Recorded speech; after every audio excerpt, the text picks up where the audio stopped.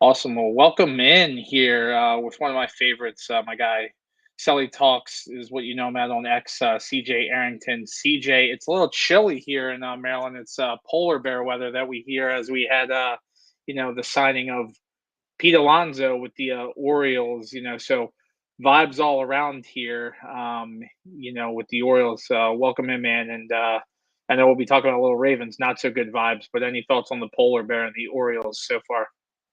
Oh, awesome. When you go into it, um, we kind of got hit with some deja vu with Schwarber about that. We matched him and we tried, but just not close, just not good enough.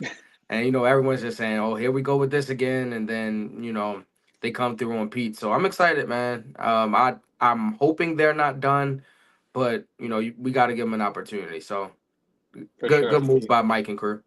For sure. Well, I got family here, and I was telling them this is my little office kind of area in here, and it's freezing cold. My cousin's like, "Well, why aren't you wearing sleeves?" I'm like, "Well, an ode to an ode to the polar bear. Plus, it was Arms Day today, so I got to be dedicated to the cause." But yeah, man. Hey, one of the best on X. If you guys want to give him a follow, absolutely. Very very objective. That's why I love having you all, man. So we'll just kind of start, I guess, with a little bit of the news here coming in with the Travis Jones extension. And, as anyone who follows me know, I mean, some of you call me a hater, but I just don't understand the excessive hype on some of these players. But Travis Jones being one of them, I think he's a good guy. And I guess I don't have an issue with it to begin with. And just looking at the AAV of it, I think he comes in somewhere around 25th or 26th at the position. So I guess you got to think really, really good value there. But I guess just thoughts on the Travis Jones, and does it signify to you that maybe the Ravens are just trying to run it back next year, which may or may not be a good thing?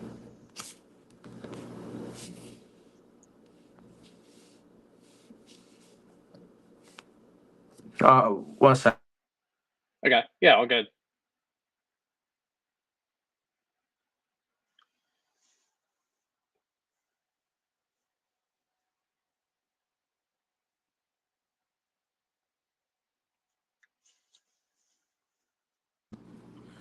Marco, can you hear me? Yes, I can. I can't hear you. Hold on. I think got a call. I want to know what my. I'm going to try to leave and come back. Give me one Okay, second. sounds good. Yeah, so if you guys are watching, obviously modern technology here, but yeah, the polar bear, that press conference was absolutely amazing. And I'm not a big press conference guy because they're going to say all the right things, and oh, here's why I signed here, and he signed here. Part of the reason was because he was offered 155 million dollars, for 5 years. But all right, so it looks like we got him back. Okay. Sorry, my bad, Marco. No, you're all good. Okay, yeah. So technical difficulties, Yeah, man. It happens. but It so happens. Travis Jones extension. Yeah. Um, So yeah. so I guess just my thoughts on it. I mean, I people act like on X, and we know the unrational people that he's like prime Aaron Donald over here. I don't understand the hype of the player, but I think given that I think he's 25 or 26 in AAV now based on this contract, I don't have an issue with that. But it kind of signifies to me that are the Ravens just going to run it back with this and the Andrew signing? It seems like kind of that might be the case, and I don't know, we'll talk about things possibly going south, but I don't know if running it back is necessarily the best idea right now. But I guess what are your overall thoughts on the extension? I think that this extension could be overcompensation for losing Mads. I don't want to comment too much on that because I don't have sources. I'm Right. not plugged in. Like I don't have any real information regarding the situation with Matabike. But to me, this seems like them wanting to at least lock up one potential option to stabilize something up front because the icing is pretty much on the cake. They're gonna have to add at least 3 to 4 guys to that room next year. I mean, Right. Urban is what Urban is. He's a yearly July signing. Um, you know what you're getting from him. Yep. Like he's gonna try to block field goals and he can play rotational snaps, but you're not starting Brent Urban in 2025. You're not doing it. Um, you lose Mad, so now you're bringing up young guys like Okoye and Peebles, who has been inactive a little bit, but And then you bring Topu back from the practice squad, but you have to rebuild that room. So I think that this is them just saying, okay, we don't have it all figured out now, but we can at least figure this out. So I don't mind it on that front. But to your point about running it back, we know that the Ravens never employ a lot of guys that they just simply don't like. They never do Right. that. Right. So running it back is always kind of in the plans because they usually employ guys that they have a high level of respect for, even if they're not sought after throughout league circles. We have the term "play like a Raven" for a reason. I mean, that's now in LA too because they have half their roster are former Ravens, to some degree, whether it was practice squad guys or whatnot. I mean, Tony Jefferson's having a career year there at 30, whatever, however old he is, Yeah. and he's having a career year. You know what I mean? So the play like a Raven thing is definitely always in effect. And I just think that they always keep a nice stable of guys that they like, and those guys will always be on a Ravens roster, in my opinion. Yeah, it's to me, and I mean, props to you for obviously not speculating anything on Matt Buke, but I mean, we're all smart enough to kind of figure out that the writing is probably on the wall. And sadly, I mean, you don't want a player's career to end like that. And first off, we want him to get healthy and live a normal life. Obviously, neck injury is very, very scary, but the writing is on the wall there. Even though we don't have official sources, we just hope he has, you know, is fine, A normal and can life overcome the after injury. this. Yes, Yeah, I mean, exactly, if he decides to have kids, I want him to be able to, lift his kids up if they win a yeah, baseball tournament or something. You know what I mean? Like, exactly, you don't want to rob them of that moment all because right. we want to talk football on Twitter. Like, E- e- I'm not an idiot.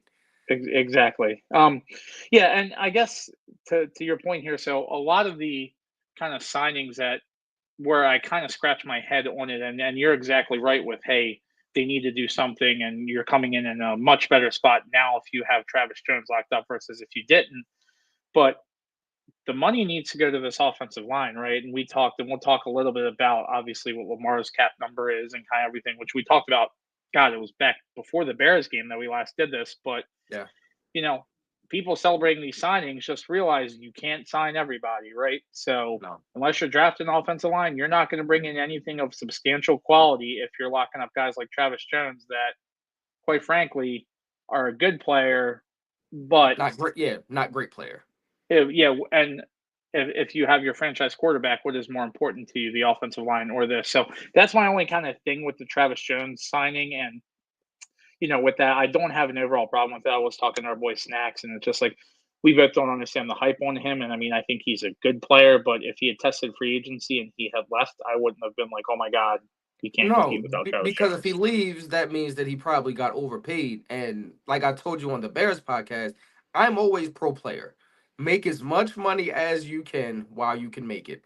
If the Absolutely. Carolina Panthers are going to give you $90 million to stuff the run on first and second down, hey, take it. I mean, come on. What are we talking about? Don't be loyal. What do you want? Loyalty or $90 million? Right. I mean, you got to do what you got to do. So, yeah, I feel the same way. If he tested free agency and some team just gave him a gigantic contract, you were meant to lose that guy. Let it Right. go.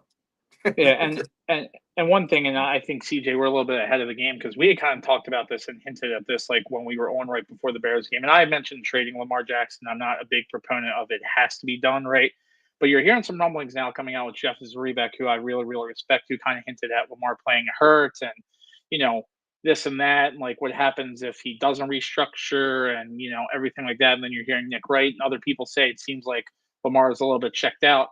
This team, man, it could be at a crossroads here. And I don't think people realize like when you're paying your quarterback 70 something $1 million, if he doesn't restructure, and fingers crossed he does, and it would be a smart move for him too. But he is in every right to not do that, right? He is in every right to take his money, and especially if he feels like he was playing hurt and the team wasn't supporting him for whatever reason, if he doesn't want to restructure, that's on him. But if he doesn't, you're screwed. Oh, And absolutely. I don't like to be think that I'm a salary cap expert. There's people who know far more than me, but just what are your thoughts on kind of let's say things go sideways, and we'll talk about a little prediction for the rest of the season. But let's say they miss the playoffs, right? everybody's a year older. Derrick Henry's a year older. All the people, Mark Andrews is a year older. You're losing Likely. You might be losing Linderbaum. What do they do with Lamar? I mean, what is that conversation like, on EDC's end, and what do you think it is like on Lamar's end if he doesn't want to restructure? Kind of what would you do in that situation if you're DaCosta? I think that is the first pin that has to fall this offseason, just because it gives you a clear plan. You would want to know what it will take to either get him to restructure or extend, because that's really where your money is going to be tied up. So if he that's not done, you can't do anything else, because yeah, you can go and buy that guard in free agency, but what happens if we're in August and Lamar's not at training camp and he won't talk about extension or restructure? I mean, what are you going to go in 60 million over the cap? Right, I mean, we're not the New Orleans Saints. right, So you have to be, and we know that the Ravens love to be cap compliant at the least. I mean, I know it was a joke a few years ago that, I mean, the Ravens always spend up close to the cap, but I think we had like something like 60K in cap. And it's just like, right, dude, yeah, there's some dude on this website right now that has more money than the Ravens do. right, But right. I think that is the first pin that has to fall, because it just gives you an idea of what you can and can't do with everything. Second behind it, I think it has to be a decision on Linderbaum, because that's the difference between you looking for a starting center, starting right guard, and preferably a starting left guard, with Voorhees as well.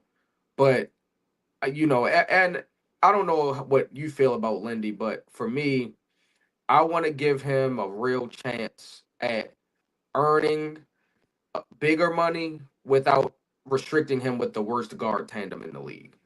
Like, give him. I'm not saying that you're supposed to build a wall in one off season, but if you can give him adequate guard play on just one side of him, because he's already an undersized center.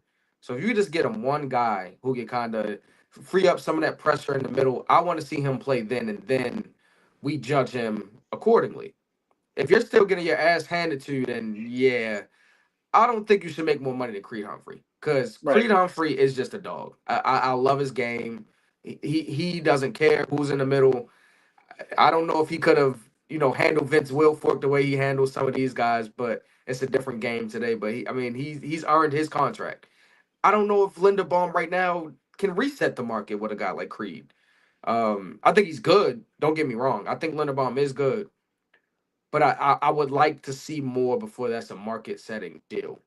But and yeah, so to stay on topic, those two contract situations are definitely one and number two on the totem pole, because then that really gives you the idea of what the rest of the offseason will look like. And you're right. And my thoughts on Linderbaum is I don't really pay attention to offensive linemen until they're gone, and it's kind of like obviously we see the gaps that we have at guard, but until people are running right through you, don't really appreciate what a center does. You know what I mean? So I'm No, kind of like I don't know what's a good contract for a center and what's not. I'm almost just, hey, if you could keep him, keep him. yeah, But at the same time, to your point, if it's astronomical money, no. But I guess just more on the Lamar thing, and I mean it's a very very interesting kind of dynamic. And we all thought it was cute when he didn't have an agent, right? Like, his mother's his agent.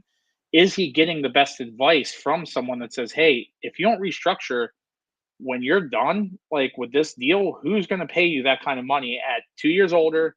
If you're starting to decline a little bit, and yes, he is, he's a little hurt, but like he's not going to be the 41-4 again. Like, he's just not. Like, common sense tells you that. What are those teams going to do? Now, there's going to be a team that's going to come out and be like, hey, it's Lamar Jackson. He's still a dynamic player, and he is.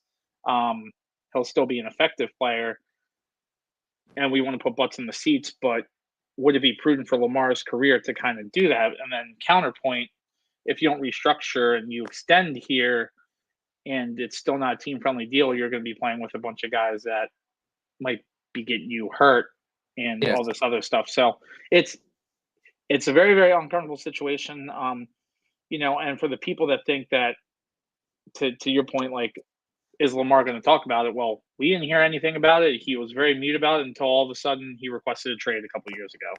And even to EDC's point, he had no idea that Lamar was coming back until he got the FaceTime and said, "Hey, let's do this. I'm coming back." Right. And ultimately, I think he's going to restructure. You kind of have to. I think he likes being here, but without that person to kind of advise you on, hey, you got to think about your career here, and you're already making this amount of money. You're not going to be 23 or 24 anymore. We always heard, hey, Lamar's younger than this person in the league. He's not anymore. He's banged up. There's wear and tear on the tires. It's going to be quite the conundrum, and I just want people to be prepared for possible life without Lamar Jackson. It's not going to be fun. It's going to be a very uncomfortable offseason. It's not going to mean that the wrong decision is made if they do part ways with him, because you might be able to then bring in other pieces. And you see teams win with worse quarterbacks all the time because their team is built, a certain way. Where, I mean, look at Joe Burrow right now. He's talking about retiring because his receivers got paid and he got paid, and that's the nature of the business in the NFL. You can't pay everybody. So if your quarterback is costing you a certain amount of money and he's produced, but it hasn't produced you the playoff wins that you want, what is going to change if you're paying someone now $30 million more? Just kind of food for thought there. And I mean, I'm not advocating trading him unless, I mean, you could get someone to take kind of that deal, but it's just people out there, I think, need to prepare for life without Lamar Jackson. And remember that the Ravens were successful without him. It's been amazing watching him. I mean, that, he's an unbelievable player, and it's insane. And I hope that they could get in the playoffs this year and give it a real run, and he can get to have the playoff success in case he does leave here. But it's just like, it's interesting. So, like you said, do you think these next 4 games will be telling at all? Like, I mean, do you think missing the playoffs will change Lamar's mind at all, or change DaCosta's mind? And like, do you think it would signify the end of Harbaugh? Does it depend if the games are close to you? Like, what do you think is going on right now? Because we have a convenient fallback of, hey, Lamar missed 3 games. He's been playing hurt, so we can run it back next year and things will be better. Like, what is your thought on that? Let's say they finish, they win one of their next 4 and miss the playoffs. Like, what happens? What do you think the mindset is? What's going to save them and Harbaugh and the whole regime is they have the injury excuse, because quality starters did miss multiple games. The quarterback missed, what was it, 3 games, 4 games?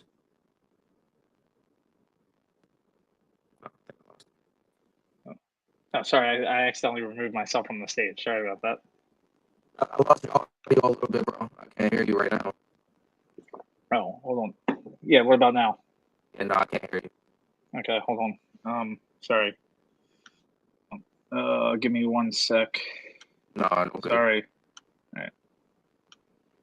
right. Let me get back out and come back in. Sorry. Yeah, I don't know what's good. Yeah, no, I got you, bro. Hold on. Do you have me? Can you hear me now? It might be your AirPods. Okay, hold on. Give me 1 sec. No, I still don't have it. All right, hold on. Nope. All right, so a lot of difficulties here. Can you hear me better now? Nothing? No good. Okay. Yeah, nothing. All right. Are we good? No? Okay, hold on. I'm going to come back out and come back in. All right, okay.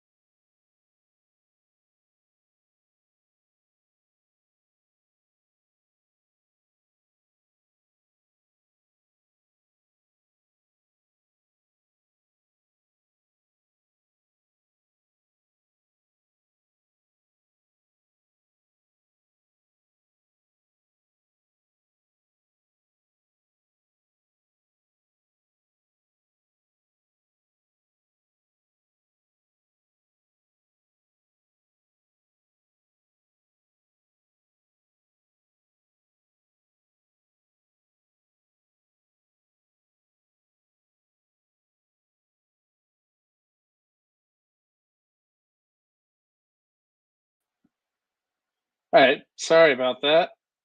Can you hear me? Can you hear me at all? Yeah, I still don't have you, bro. Oh, okay. Well, we might need to. I don't know what's going on. Hold on. Yeah, we might just need to Let end me it see if it's then. me. I can hear you.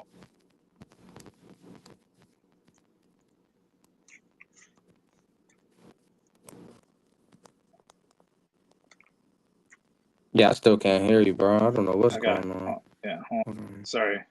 Let's just log out. Hold on.